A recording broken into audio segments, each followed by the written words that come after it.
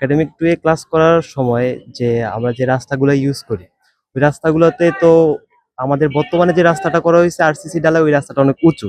সেটার তুলনায় ওই রাস্তাটা অনেক নিচু। সেই কারণে ওইখানে পানি জমে।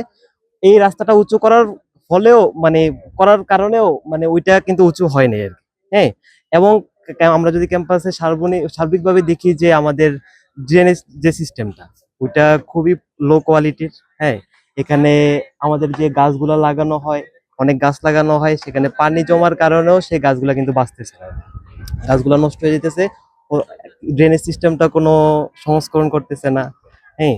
তো আমার একজন শিক্ষার্থী হিসেবে আমি এটাই চাই যে ক্যাম্পাসের সকল ড্রেনেজ সিস্টেম গুলা, হ্যাঁ, ড্রেনেজ সিস্টেম গুলা যাতে ঠিক করা হয় এবং এই পানি জমার কারণে মশারও সৃষ্টি হয়, আরো অনেক জলাবদ্ধতা, হ্যাঁ, শিক্ষার্থীদের চলাফেরাও সমস্যা হইতেছে, হ্যাঁ, অনেক সমস্যা হইতেছে। তো চাইতেছি যে এই ড্রেনেজ সিস্টেমটা যাতে, আমরা প্রশাসনের কাছে একটাই দাবি যে ড্রেনেজ সিস্টেমটা যাতে আমাদের সংস্কার করা হয় আর কি। ইউনিভার্সিটিতে যে কোনো সেন্ট্রাল ড্রেনেজ সিস্টেম নাই, ড্রেনেজ সিস্টেম না থাকার কারণে আমাদের হচ্ছে শান্তিনিকেতনে পানি জমে, তারপর হচ্ছে একাডেমিক 2 এর সামনে পানি জমে, একের সামনে পানি জমে।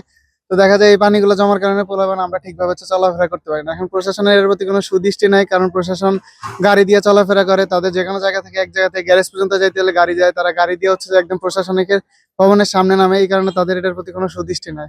মানে এটার প্রতি একটা সুদৃষ্টি থাকা দরকার, কারণ হচ্ছে যে পোলাপান এটার কারণে চলাফেরা করতে পারে না, শান্তিনিকেতনে ঠিকমতো পানির মধ্যে চলাফেরা করা যায় না।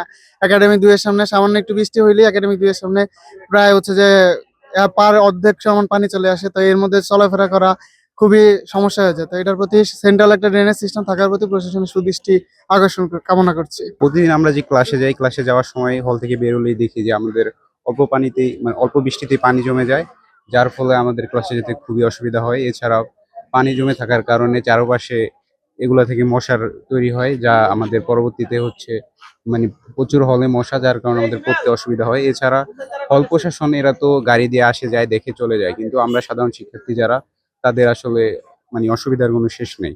এছাড়া আমরা চাই একটা সেন্ট্রাল ড্রেনেজ ব্যবস্থা। না হলে এই যে অল্প বৃষ্টিতে এই যে সমস্যা, চাইলে আমরা তো চাইলে গাড়িতে যেতে পারি না।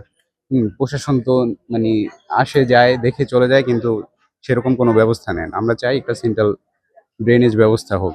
আর এতে করে আমাদের শিক্ষার্থী যারা আছে এদের সর্বোপরি ক্লাসে যাওয়া সহ সব ধরনের একটা সুযোগের সৃষ্টি হোক।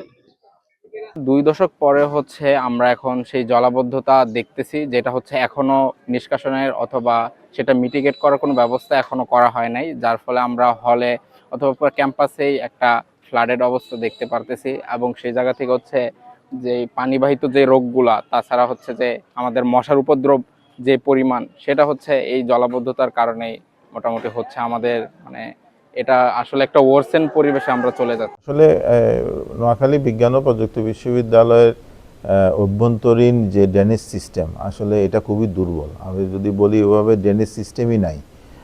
এটা 20 বছরের একটা বিশ্ববিদ্যালয়, অথচ ড্রেনেজ সিস্টেম নাই, এটা আসলে দুঃখজনক। তো আমাদের যে এখন যে মাস্টার প্ল্যানটা হচ্ছে, 50 বছরের যে মাস্টার প্ল্যান, সেই মাস্টার প্ল্যানে আমরা যে একাডেমিক মাস্টার প্ল্যানটা তৈরি করেছি, এবং তার প্রেক্ষিতে আমরা একটা ইনফ্রাস্ট্রাকচার মাস্টার প্ল্যানের কাজ চলছে। তো সেখানে আমরা অবশ্যই ড্রেনেজ সিস্টেমটা যাতে করে আমরা এটি করতে পারি, সেটা পরিকল্পনা আমরা হাতে নিয়েছি। আর সেটি তো ভবিষ্যতে মাস্টার প্ল্যানে আমরা নিচ্ছি এবং এটা বাস্তবায়ন করব। তবে প্রায়োরিটি বেসিসে আমরা যে পানির যে এখানে জলাবদ্ধতা আছে সেটা দূর করার জন্য আমরা অবশ্যই এই যে মাস্টার প্ল্যান বাস্তবায়নের আগেই আমরা এখানে অভ্যন্তরীণ একটা ড্রেনেজ সিস্টেম কীভাবে ডেভেলপ করা যায় সেটি আমরা হাতে নিব এবং সেটা বাস্তবায়ন করব।